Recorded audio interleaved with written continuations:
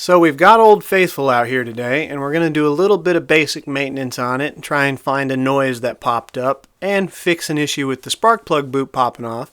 And then just to go over some thoughts and experiences over the past year and a half since I've had this bike. The original video for motorized bikes on my channel was this bike after I built it and rode it around the neighborhood just putting around real slow. Ironically enough, that video has the most views out of any of my motorized bike videos. At the time, I didn't really know much about bikes, and I knew next to nothing about these motors, so I find that kind of ironic. I wish I would have known more at the time, because I would have tried to make a little bit better video, but hey, that's what we got, and here's the update.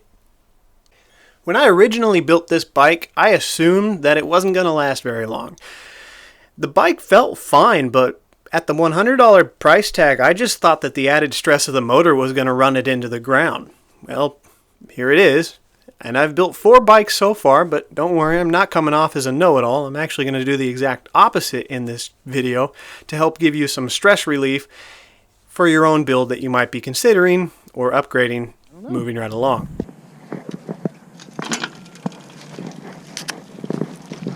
Oh, damn dogs. Hey guys, you scared the crap out of me. What's up, honey? What's up, Charger? What's up, puppies? No, I just assumed that these cheap bikes with cheap parts would fall apart given the conditions I ride in. Rough roads, not the best terrain, and I have tried to take them onto some pretty gnarly places where you wouldn't want to take a street bike. Which is interesting because also at the time of building this bike, I thought that skinny road tires on a motorized bike was a terrible idea. Turns out that this is my go-to bike when I just want to go around town and take care of a few errands. Today we're going to go pay the light bill, and then I got to swing over to AutoZone to grab some octane boost and some chain lubricant.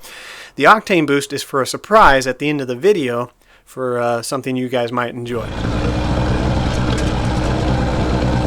She's just a cruiser, commuter bike. Never really go very fast on it. But I do trust it. When looking at online forums and motorized bike groups, you can get quite a headache, especially if you're new.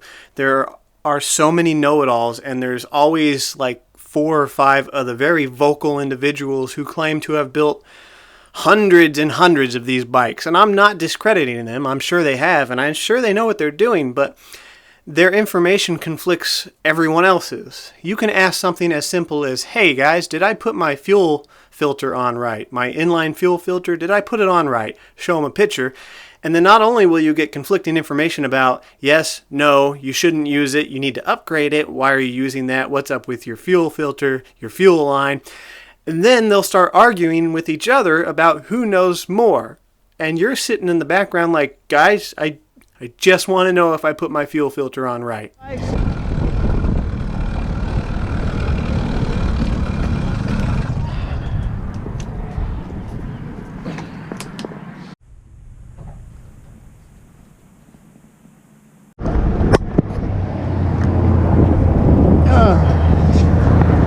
Never quite got that kickstand figured out on soft ground.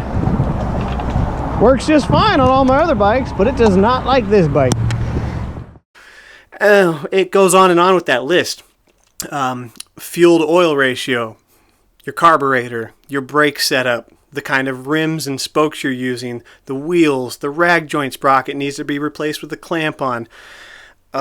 Lots of stuff, but those are generally the biggest.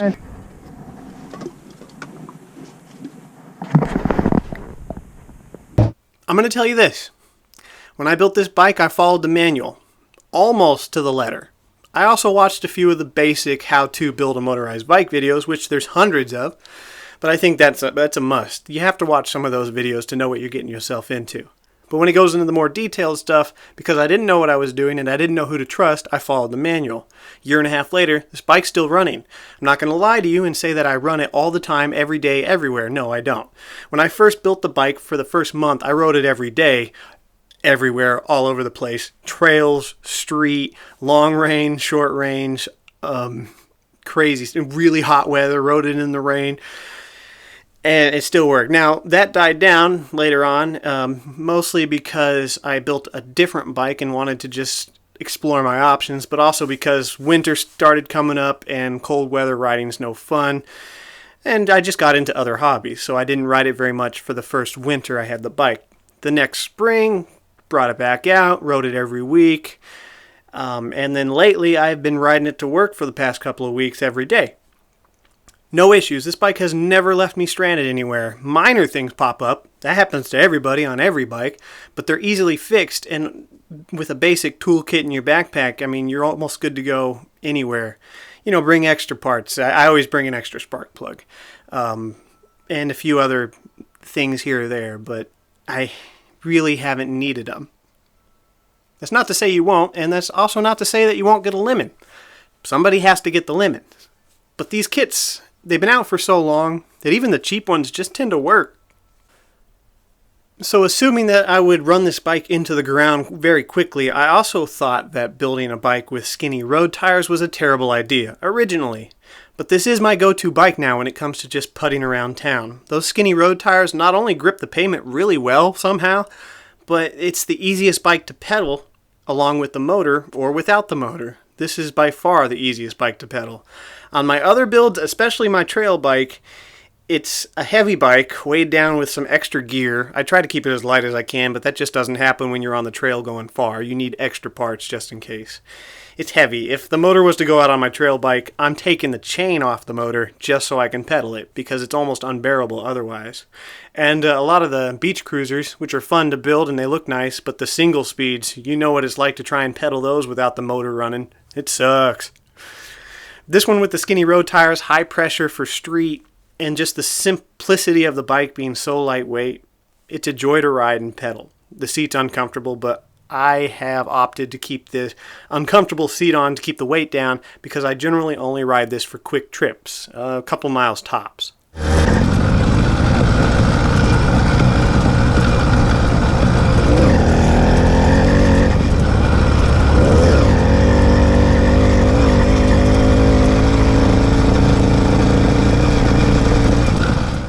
This is a steel frame bike, and in my own opinion, this is just from experience, I really prefer building with the steel frame bikes. Two reasons for this. One, the down tube on the bike is generally smaller on the steel frames, making it much easier to mount motors with or without the universal adapter. It just depends on which brand of motor you decided to go with, whether or not you're going to have to use the adapter. But on the steel frames, either way, it's easier to mount the motor. And another thing, this is just my understanding, I could be wrong about this, but steel tends to handle vibration and flex better than aluminum. These motors put off quite a bit of vibration, especially the cheap ones that are not balanced on the crankshaft or the whatever it is. I think the crankshaft balance on the more expensive ones. This one isn't. The vibration of the bike can play a toll on aluminum from what I understand, causing fatigue cracks to happen over time. I haven't had it happen to me personally. I feel more comfortable on a steel frame bike. One bit of kit that I would highly recommend you put on any bike you plan on riding around traffic, even if it's a lightly trafficked area, is the left rear view mirror. Knowing when someone is coming up behind you gives you a great peace of mind. I honestly put it up with the safety of a helmet. I really don't feel comfortable riding without some kind of mirror. And you don't have to get the ones on the bikes. They even sell these ones you can strap onto your wrist. They're kind of like a bracelet with a mirror on it. And those are good in a pinch, but honestly, the ones on the bike are what I really like to have. You have more time to react, and it's just much more comfortable to ride knowing when there's something behind you. There are some caveats where those mirrors don't work out too well, though. On the lesser expensive beach cruisers with the long extended handlebars, once you get up to speed, about 20 miles an hour, the mirrors are almost useless because they vibrate so much. But on mountain bikes and street bikes like this with the shorter, stiff handlebars, those mirrors tend to work really well up to 20 miles an hour. Speed, in my opinion, is probably the biggest line that differentiates what quality of bike and components you should consider using. Speed is what kills both you and the bike. I don't like to ride this bike past 20 miles an hour.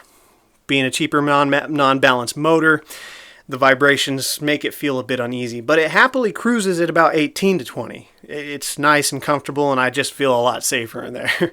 This bike's not very fast. Its top speed with the original 44 tooth sprocket is only 25 miles an hour. That's the throttle pinned on flat ground, and it's just a little uncomfortable at that speed. It's different with my other bikes, of course, but I'm just throwing that out there. One thing you really want to consider when choosing components and bikes is how fast are you going to want to go. You know, if it's your first bike, cheap bike, just be happy with the stock speed. But once you really start to push it, be careful, guys. That's when bad things can happen. There's a big difference in crashing at 20 miles an hour and crashing at 30 miles an hour. First build, Old Faithful. All right, guys, I hope you enjoyed that little update. Now for our surprise. So out of like the 7 or 8 choices for octane booster they had on the walls, of course I chose the most expensive one, not because it was expensive, but because it was the only one that told you the actual points or numbers that it would raise the octane to. Or at least up to. I guess it's not guaranteed, but that's better than nothing. The other ones, I assume, are probably weaker than this. And another thing that made me choose that one is it must have been a sign, is because this was directly above it, and, well, I needed this. I never remember that I need this when I go to the store. So I got something new, but I needed the octane booster because in my hurry to ride this new said thing, I just went ahead and put regular old gas in it, you know, the cheap stuff. Well, I don't know much about these. This is my first one I've ever had, and as I was reading the manual at work last night, I came to a page about the fuel where it specifically said to use 90 octane or higher, lest it could severely damage your engine otherwise. Well, I'm sure that that statement is a little bit blown out of proportions, but I'm not the person who designed this, and because I know nothing about it, I play it safe the same way I did with motorized bikes. And I had a lot of questions when I built my first motorized bike. Did you do this? Did you do that? How much of this? What was your ratio? Is it rich? Is it lean? All this. And I told people, because I was new and I didn't want to feed them a bunch of bullshit, I said I did everything according to the manual to the best of my abilities. And as you can see, that bike is still running just fine. So, as I know absolutely nothing about motorcycles, except that you ride them kind of like a bike, and they have gears and power, I'm going to refer to the manual on pretty much everything that I can. This is a cheap Chinese dual sport. It's a 250, RPS Magician 250, and it's a relatively new bike. I think they came out in 2015. Don't quote me on that. That's just as far back as I could find one. I could be off a year or something, but this is, I believe, the 2017 model. I think the 18 comes with a few little improvements, but it wasn't available from where I got it. But yeah, this is the RPS Magician. Now, I filled it with regular gas, which was a no-no according to the manual, so I got the octane boost. Instead of draining the tank, which would be a pain in the ass, I'm just going to add that in the proper ratio, shake it up, and that should be okay until I get that out of the tank, and then put the proper gas in it.